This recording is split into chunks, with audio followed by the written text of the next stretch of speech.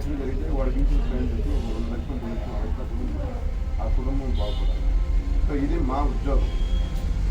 అదే ఎక్కడ ఫ్యాసిలిటీ నువ్వు ఎక్కినా నేను ఎక్కినా నేను నిన్న లైసెన్స్ చూపించాలంటే నేను చూపించాలన్నది మీకు గొడవ. సో ఇది చెక్ చేయాల్సిన బాధ్యత మాది. మేము చేయాల్సిన బాధ్యత ఏదైతుందో మా పని మేము చేయాలి.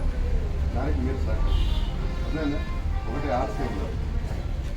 ఆర్సీ బండి అనేది ప్రూఫ్ కోసం ఆర్సీ ఉండాలి. ఉన్నది ఫిట్నెస్ ఉండాలి. ఫిట్నెస్ లేకుండా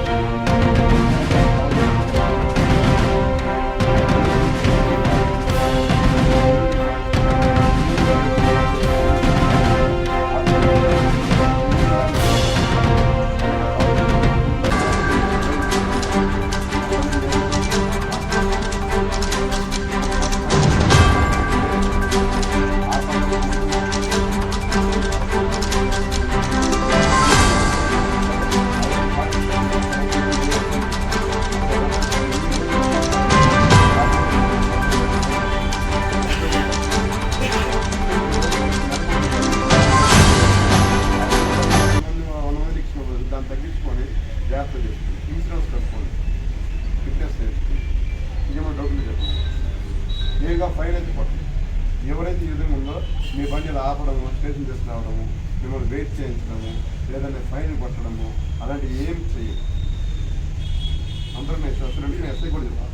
ఏవైతే మేము నాలెడ్జ్ చెప్పిన డాక్యుమెంట్స్ ఫ్రంట్ సైడ్ లేకుండా బ్యాక్ సైడ్ కవర్ లేకపోతే మీ బండి ఆపము, మీ ఫైన్ పట్టము. ఈ 4 అయితే మీ దగ్గర ఉండాలి. ఆ 4 పెట్టుకుంటే మిగతా నేను వాటి మీ బండి ఆర్సీ ఉండాలి, మీకు లైసెన్స్ ఉండాలి, మీ బండి ఇన్సూరెన్స్ ఉండాలి, ఫిట్నెస్ ఉండాలి. ఈ 4 కాగితాలు పెట్టుకుని తప్ప 4 కాగితాలు చూస్తుంది క్షణం ఆపకుండా పంపిస్తుంది. మధ్యలో 7 మంది 5 మంది పర్సనల్ కూర్చొని పెట్టుకుంది హ్యాపీగా తెలియజేస్తుంది. ఎందుకంటే నిన్న ఇద్దరు తెచ్చిపోయారు. అక్కడ మొన్న కమ్మలు తెచ్చిపోయారు. ఎస్పీ గారు వెరీ సీరియస్గా ఉన్నారు. అర్థమైందా? నేను ఇప్పుడు ప్రజెంట్ బయట నుంచి వచ్చాడడం కూడా ఎంఎస్ఆర్ ఫ్యాక్టరీలో ఒక ఎస్ఐని మనం కాస్త పోస్ట్ చేస్తాం. అదే నుంచి ప్రతి ఒక్కరు ఆపేస్తారు, చెక్ చేస్తారు, ఫైన్ కొడతారు. ఒక 2-3 రోజుల నుంచి వార్నింగ్ ఇస్తాం. తర్వాత కేసు ప్లీజర్ ఇచ్చిన ఎఫ్ఐఆర్ ఇచ్చారు. బండి సీజ్ చేస్తాం, ఆ కోర్టులో పెడతాం. మరి కోర్టులో ఫైన్ పెట్టుకొని బండి ఇస్తాం. ఈ నెక్స్ట్ ధరపోయే ప్రాసెస్. ఇది కంట్రోల్ చేయాలంటే తప్పట్లేదు. ప్రమాదాలు 7 రోజులు పెరుగుతున్నాయి. అదే దీనికి ఫస్ట్ మీతో స్టార్ట్ చేస్తున్నాం. నీట్ యూనిఫామ్ ఉండాలి. నీట్గా టర్న్అవుట్ బాగుంది, నీట్గా శుభ్రంగా కాకి సొత్తా బాగుండాలి. ఎవరు ఏ బండి ఆపో కాకి సొత్తా ఆపో ఫైన్ కొడతాం. లేదు మీకేనా అభ్యంతరం ఉంది ఇప్పుడు దయచేసి కోఆపరేట్ చేయండి. అందరూ ఫ్రెండ్లీగా మీరు కలిసి ఓకేనా? అందరూ